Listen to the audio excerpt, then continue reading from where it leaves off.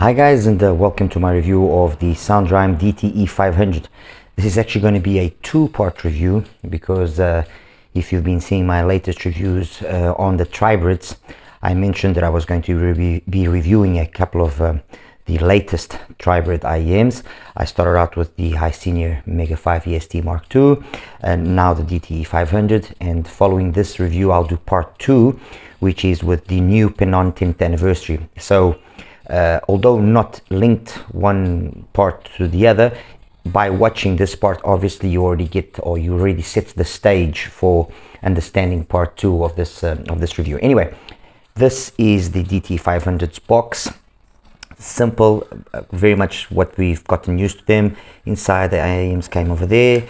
In this section here we got the cable and some tips and the case, which I'm going to show to you now next. Right, so that's out of the way. That's the case. The case is nice. It's a nice case. It's got this kind of fake leather. The only attention to a minor detail that I would have liked to see is either this be actually sewn onto the actual leatherette that's over here, the SOUNDRHYME logo, instead of just kind of being printed on, because it gives it like a little bit of a cheaper feel in my opinion. And that's it. That's basically it. As for the cable, this is the green tip, the green board tips that it brings, which I am using, by the way. And this is the cable. All right. Now the cable is a modular cable, as I've just shown you. And it's not that it's a bad cable, but it's a cable that doesn't do justice to the DTE500. And this is really only my with regards to the accessories part, this is really my only attention that I would like SOUNDRHYME to correct if possible. You know, I mean, if we can get a cable like the cable of the Flame, which from Jazeer, or the 41T, which is basically the same. I mean, if we can get this quality of cable at an IEM price that between $160 and $180, depending if you're buying the Flame or the 41T, and this is a very high quality cable. Trust me. I sometimes am a little bit surprised when I hear certain things from certain prominent people about the cables that some IEMs bring, that wow, it's the best cable that they've ever seen, and this and that, and kind of like, I ask myself, where has this individual been all these years? I mean, I'm sure he's seen some pretty impressive cables. He doesn't have to kind of rub in certain aspects. But anyway, this is just me ranting here. The cable that comes with the Jazeer is a very high quality cable. I've measured it, and it is honestly fantastic. You can get this cable separately. They've now made it available from Global Audio Store. You can buy it, and I honestly, it's one of the cables I recommend. Actually, if you guys look behind there's a whole bunch of cables, because I thought that it would make sense to talk about some of the cables that I usually use. Those that follow me for a while now know that I am not a big cable guy, in the sense that, no, you have to go and spend a ton of money in cables, otherwise your IEMs are not going to play properly. No, I'm not that guy. However, I am the guy that will measure the cable, and if the cable falls within certain parameters in terms of its overall DCR resistance, in terms of its inductance, and in terms of its capacitance, then I will very much probably use that cable. And all the cables that you see here in front of me, okay, are cables which fall within those minimum requirements that I personally have, okay, and are cables that I use often. And I used with these IEMs that I tested, and with other IEMs that I have been testing over the last couple of months. Okay, so the cable of the Jazeer is one of those such cables. It's a very, very good cable, and one cable that for the price of just $30 or something, is a no-brainer. It's really a no-brainer. This is one of those times where I say just buy it, because it is really a good cable. Anyway, getting back here to the DTE500. The cable of the DTE500, although modular, is its only minor flaw, and well, minor.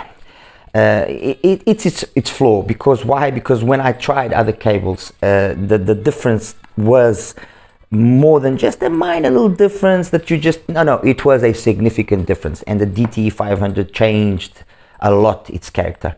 So that's one thing that I would either suggest SOUNDRHYME either improves, or then, you know, keep in mind, if you do get the DTE500, you're going to have to perhaps consider investing in a cable, although I've just shown you don't have to go and spend a fortune. Anyway, that's the accessories out of the way and the packaging and so on and so forth. As for the IEM, it is a largish shell. Okay, you have two colors available, this goldish color and a silver. Okay, this is a TRIBRID, as we know, 1 + 2 + 2. The configuration or the breakdown of the hardware used, it uses a Knowles 30095 BA for the highs. For the upper mid highs, let's put it that way. He then uses a Sonian 2300 series IEM BA, sorry, for the mids, and also goes slightly into the lows. And then for the bass, it uses a 3-layer composite dynamic driver.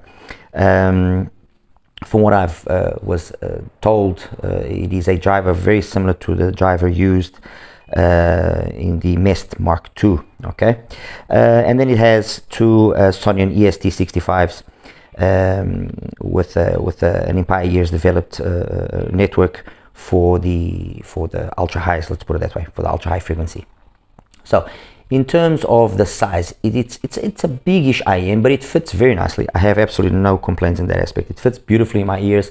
Once the tips well, I actually use the stock tips as I mentioned, but once the tip is selected, and I tried a few other tips just for the sake of making sure that I was, you know, with the right one. Once the right tip is focus, there we go. Once the right tip is chosen, it just sits in there, no issues. It's not heavy. It's not a heavy IEM.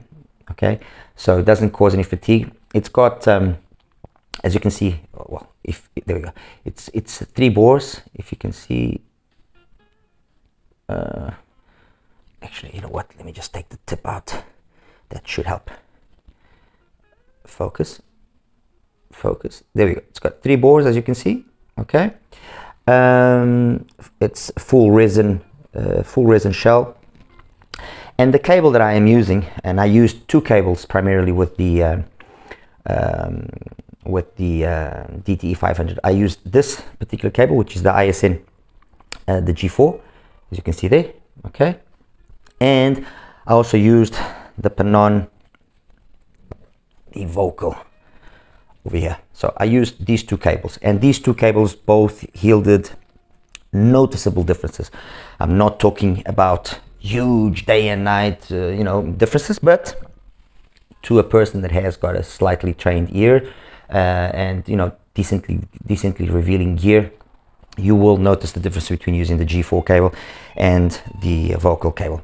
Personally, not because this is the more expensive cable, but personally I ended up opting for this cable. Why? Because the nature of the sound of the DTE500 is further enhanced by the vocal. And it's not a bad thing. And when I say further enhance the nature of the sound, I mean this is an IEM which is, although it uses a QDC style tuning, okay, and we'll get into that in a second, and what I mean by a QDC style tuning, it has a focus on the mids, okay, the vocals and the primary area, the mids, the instrument, or the primary area of focus of the DT500. And the vocal cable does potentiate a little bit more that area. Graphically, you don't see the difference, but when you listen to it, you hear it a little bit extra, just slightly ever so cleaner. I'm guessing those that like that will probably opt for the vocal cable, and it's not an expensive cable, it's like $60 or something.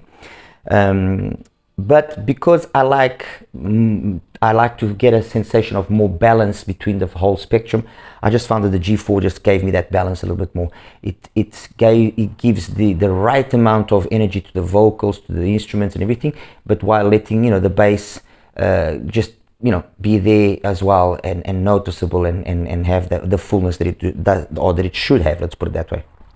Anyway, Getting into more details, and before getting into more details, let me just set the stage for what is here.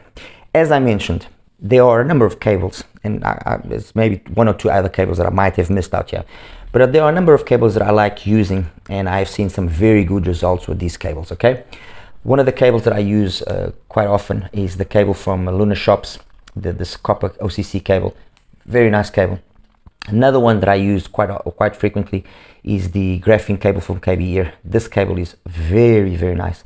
Again, these two cables are very much like the cable from the Jazeer. Okay, these are kind of two hidden gems along with those two.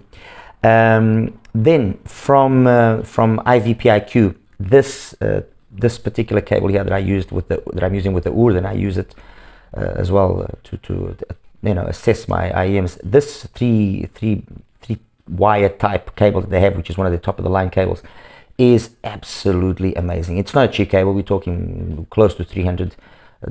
Sometimes you get cheaper. Sometimes I've seen it as low as 150 when some sales go on, but this is a really good cable. And then they've got also these two, which are very, very nice. And they've also got this one, okay, which is the one that I'm actually using on the 10th anniversary, which is again one of the top of the line cables they have. This is for $220, I believe, if I'm not mistaken. This is also a nice cable. Fair enough, you can tell me, oh wow, but Akras, or somebody that doesn't believe in cables, you're spending a lot of money in cables. Well, yes, I'm gonna be held accountable to that. With regards to this one and this one, yes, I did go a little bit crazy. Why? Because I wanted to see if in fact these cables were so much better than other cables, and were all that was hyped about them. What I can say is that yes, they are good cables. They are really good. Both of them measured very well. They measured towards the top of the better criteria that I want. Okay, so they are definitely at the top of the range of that criteria that I usually pay attention to. As for the price, if it's worth the price or not, well, I'll leave that to everyone to decide. Everyone knows how much they are willing to spend, how much money they have to spend. So I'll leave that to everyone's decision. If value for money is what you're looking for, then definitely yes, the KBE or the Luna Shop or then the Jazeer are cables which are better options. So I used this one, and the other one from IVipQ. Then from XINHS, I used this particular cable here, which is a graphene cable. I used this one as well, which is a graphene cable. I used that silver OCC one, and I used as well this one here on another silver plated one on the EJ07M. All these four cables as well are reasonably accessible. We're talking about anywhere between $50 to $90 more or less, and all pretty decent. Especially the graphene, the 8-core graphene is really nice cable, and the 4-core silver plated over there as well is a very decent cable. Then from Pinon or from ISN, I use the G4. I use the CU4, which I'm using here on the EST50 from Pinon. From ISN. And I use as well the Vocal. So these three cables are the cables that I revert to the most when I am looking for a cable from ISN or from Pinon. They've still got another model of cable which I use as well quite often, which is this particular one. Okay, the S series. You got in silver, you got the copper, and you got the mixed. This modular cable as well is pretty decent, and again not a overly expensive or out of context cable. Okay, so there you have it. I think I've shown the cables that I usually use. Obviously there are cables here which are more accessible, others which are not so as accessible, but I leave it to everyone's discretion. That's it. As for, let me just kind of move this away a little bit so it doesn't confuse us. As for what I have here in terms of the IEMs, well, Chimera URD, ISN H50, obviously the SOUNDRHYME, the DTE, the HiCine Mega 5 EST MK2, and the EJ07. These three are probably the latest. Well, these two definitely are the latest ones, the latest releases, followed then by this, and then the URD and the EJ have been around for a while now. All of them use different configurations in terms of what's, what's being used. This one is a 2+1+2. This is a 1+2+2, 1+2+2, 1+2+2, 1+2+4. So every one of them has a different configuration, a different way of doing what they are, trying to achieve. Going straight into the sound, and as I mentioned, what is the IEM here? That's how can I position this here the best? They all have, to a certain extent, what I mentioned a couple of minutes ago, a QDC style tuning. And a QDC style tuning means that there's a relatively early pin again. The bass is very relaxed. It's just slightly pronounced, and especially the way that the bass is done dictates a lot of how then instruments and vocals come across. So they all have, you could say, slight variations of a QDC style tuning, with some of them being a little bit darker and other ones being more detailed. Out of all of them, the one that's probably the darkest sounding one is the Oud, okay? Then followed very closely by the EST50 and the EJ07, and then these two are probably the slightly brighter ones of that style of tuning, okay? What I'm thus saying with all of this is that this is very much mids, vocals. That's where this is focusing on, okay? That's not to say, obviously, that the rest of the frequency spectrum is not well done. No, it is. Actually, when you compare the graphs of these two, which I'll show you in a couple of minutes, they look identical. They look identical. You would think that one is the left channel, one is the right channel, and they both share the same configuration. And I wouldn't be surprised if internally they probably even share some commonality, but they couldn't be more different. You listen to the DTE500, and straight away you pick up on the ESTs, okay? And it's probably, most probably, it's one of the best EST implementations under $1,000. Honestly, I know that's a very big, that's a bold statement there from me, but that's the truth. They sound absolutely amazing. While on something like the EJ07M, as I've mentioned many times before, you kind of are there some ESTs working there? Or are you sure? Are you positive? And you kind of left a little bit wondering, and only when you actually start comparing it, and when you compare it with something like the Oud, then you do see, yes, okay, there's definitely some ESTs there. Over here, it's quite evident. The same thing with the Mega 5 EST, the Mark II. Very, very evident that there's ESTs there. Again, as well, the ESTs are noticeable and very evident in the ISN.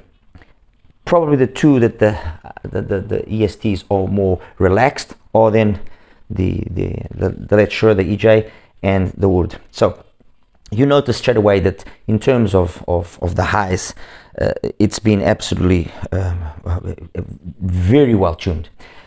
There's no sibilance, there's no aggressiveness, there's nothing. I mean, it's very energetic but natural. It doesn't come across as being energetic or fake or colored in a bad way. And that's the first thing that straight away, when I heard the DTE500 for the first time, kind of caught my attention. Wow, I can really hear the ESTs, I can hear that extension, I can hear all the twinklies and the sparklies, and everything is over there. But nothing is, it's not in your face, not aggressive.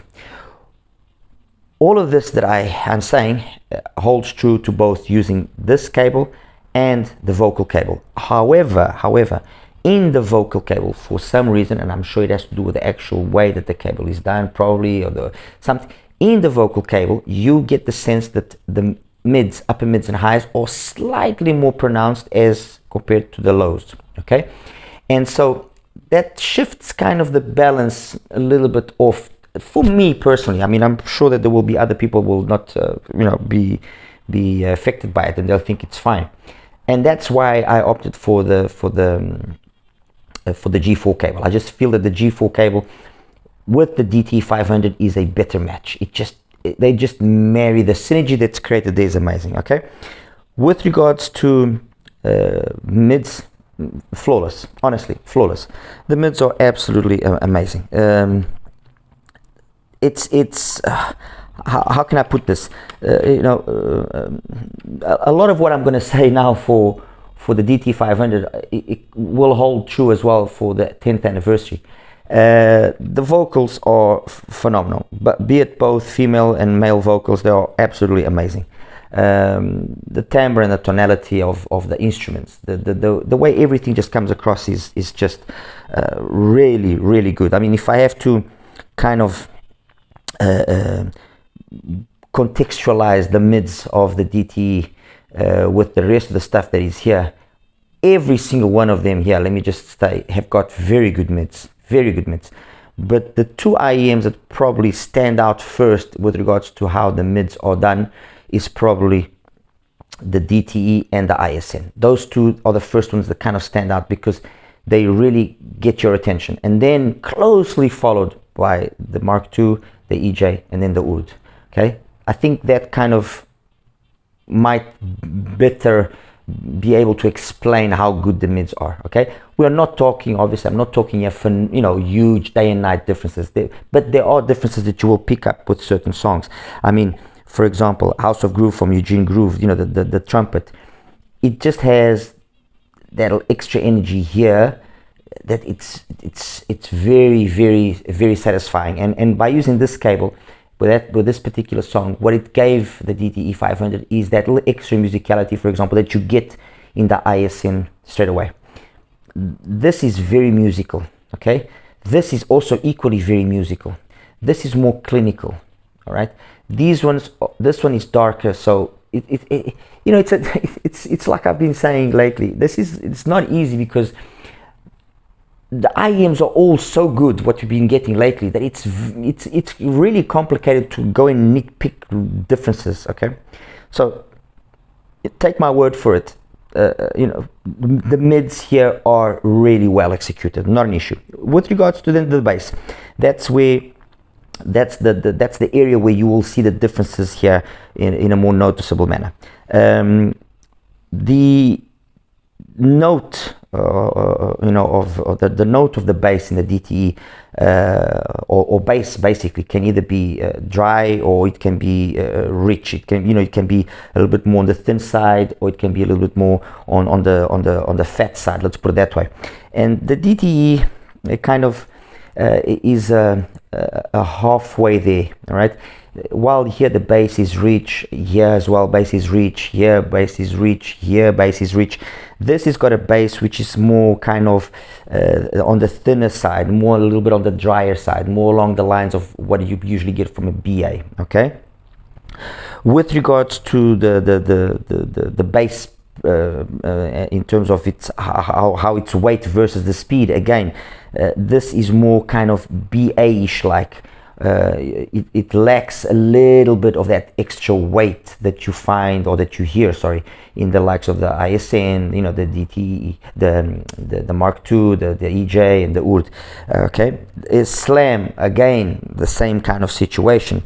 It's got it's got decent slam, but when I'm listening to things like, for example, if I take let me see a song to pick up on that slam nicely, From Dusk to Dawn from George Duke,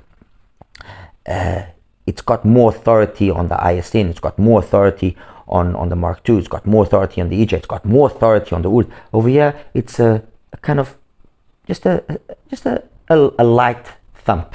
All right, and that's the area then when if you have any of these other IEMs, or if you have an EJ, for example, which I mean probably a lot of you might have, or some of you might have an EJ, that's where you will kind of see the difference, all right, in terms of the sound. Obviously, by the bass being that way, then it affects the mids and the highs, and it's like I was saying, this is an IEM that's very well directioned for those that want nice vocal presentations, that like a lot of vocal jazz. That this will be amazing for that. That will like a lot of classical music, this will do absolute wonders for that. Okay, if you like to listen to genres which are a little bit more engaging, a little bit more fun, it will do it. It will do it. Okay, yes, I guess you could say, all right, EQ it a little bit and so on and so forth. Fine. Although, like, I'm not really a big proponent of EQing, but it's not in its element. It's not where it's able to shine and show its best. Technically, honestly, there's really very little to again falter.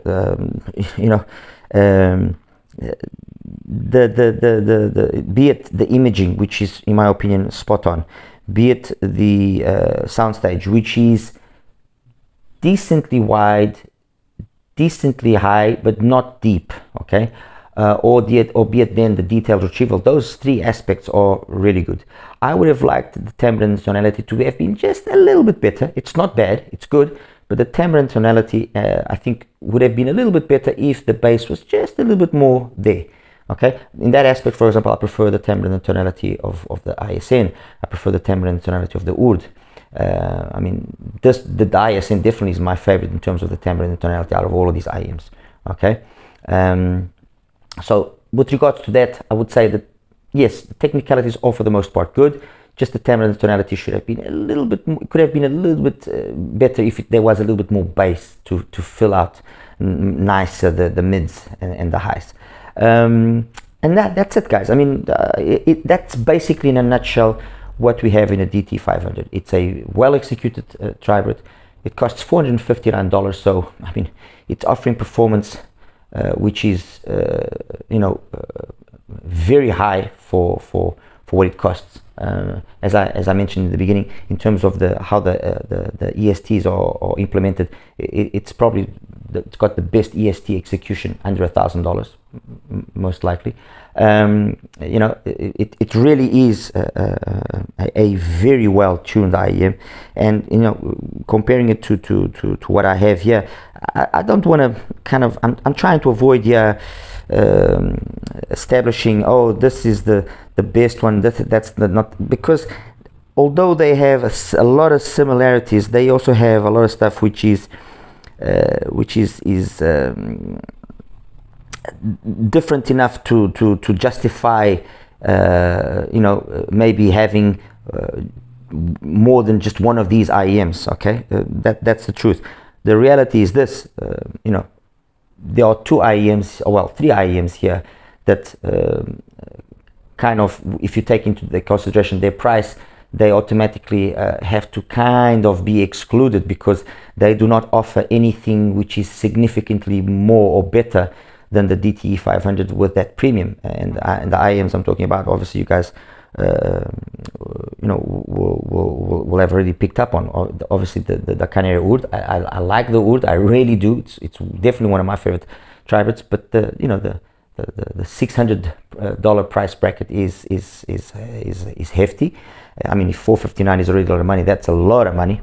The EJ07 now as well has entered that same price bracket of the $600, which I think is, again, it's not the build that justifies it. It's not the sound, nothing. It's an expensive IEM that doesn't only really in the base does it have a little bit extra to offer over the DTE500, but not $200+ or $200 difference extra. And the MK2 is a really, really good IEM. I mean, this I would say that these three here definitely are the standouts. Definitely, okay. Why? Because of the price, first of all, for these two especially, and then in terms of the sound, I mean, this offers well, not this, these three offer very, very, very high-end kind of level of sound. Loads of details here, on the DTE500, loads of details, loads of vocal and mid-centric abilities. This offers the same, slightly more recessed, but more musical, perhaps a little bit slightly better musicality here, okay? And this is a nice compromise between these two, you could say. This is a nice compromise. It offers a very, very nice musicality, a very nice bass. I would probably say of the three, it's probably the one that has the better sub bass extension. Actually, probably it's really well executed, the bass on the Mark II, on the Mega 5 EST MK2, really well executed, and that's saying a lot for it, because I mean, those that know me and that followed me know that I really like the bass on the EST50, and that's where, for example, you listen to the EST50 and you listen to the DTE500, and just going back to what I was said earlier about them having a similar graphs, and I'll show it to you now in a moment. You'll see. You listen. Let me just take like From Dusk to Dawn from George Duke. You listen to the beginning part of that song on the DTE, and it's nice. It's got authority, but it's a little bit thin. Okay.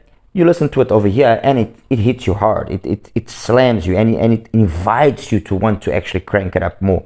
You know, it's pretty impressive, the bass here. So for me to say that this can trade blows with the ISN in that aspect, it says a lot about the bass quality and quantity of the MK2.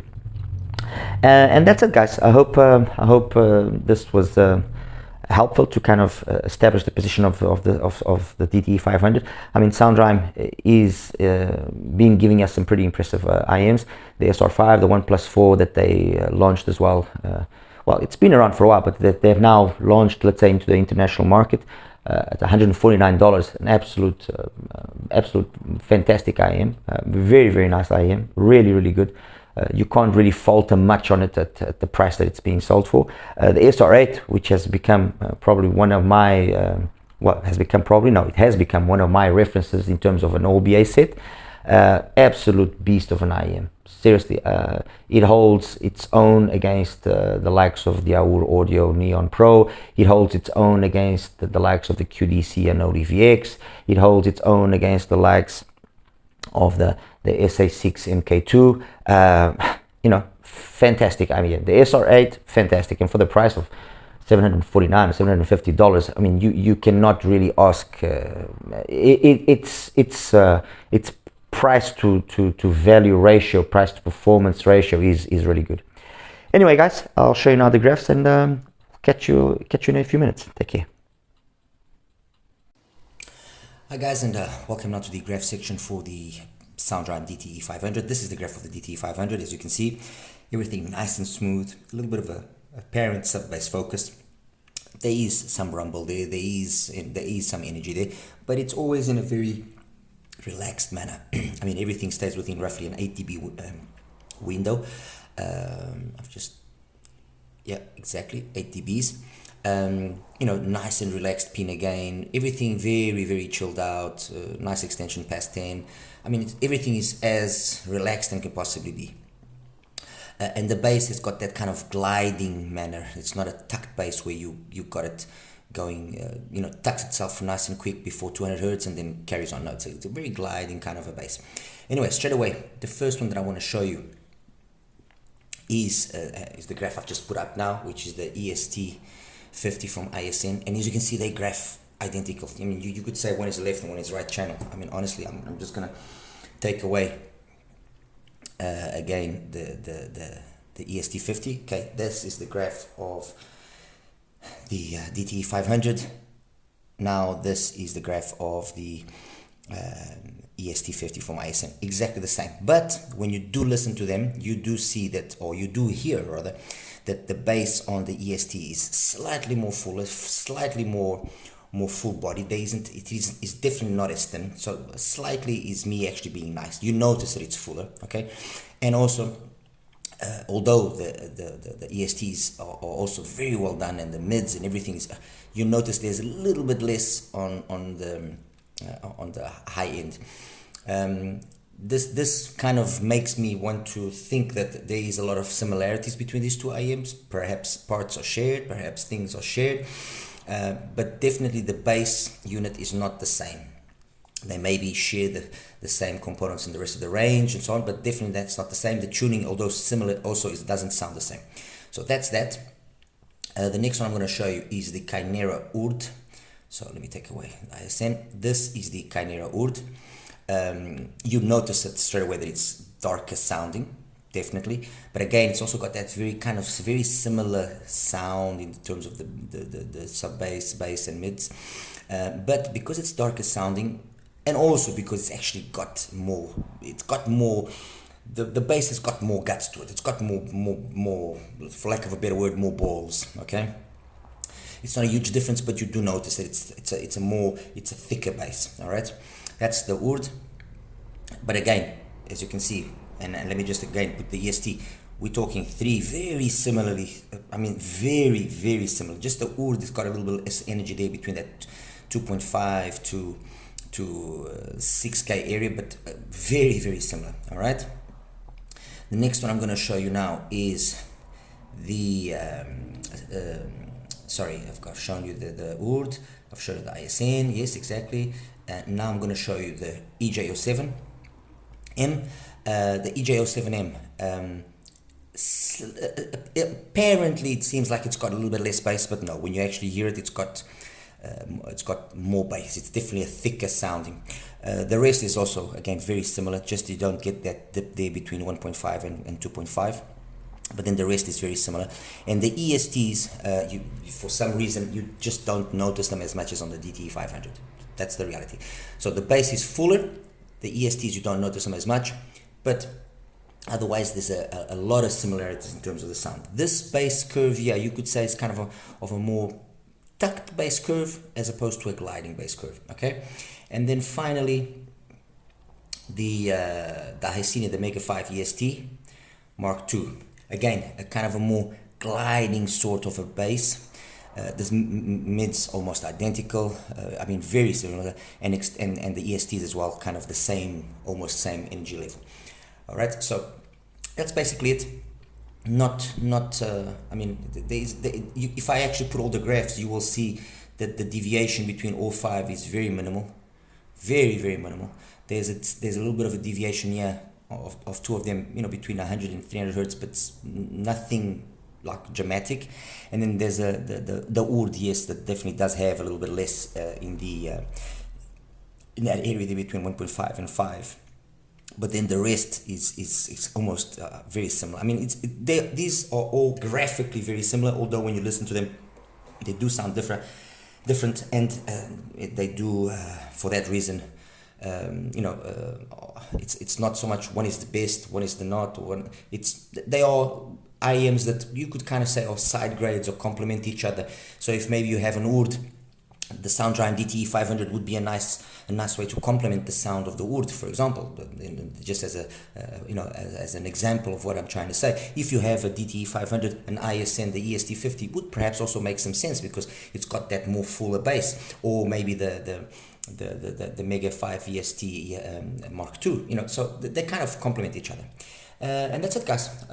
Hope you enjoyed the review, and as always, like and subscribe. Just any questions you might have, please feel free to ask, and I'll do my very best to answer as always. All right, you take care now. Bye bye.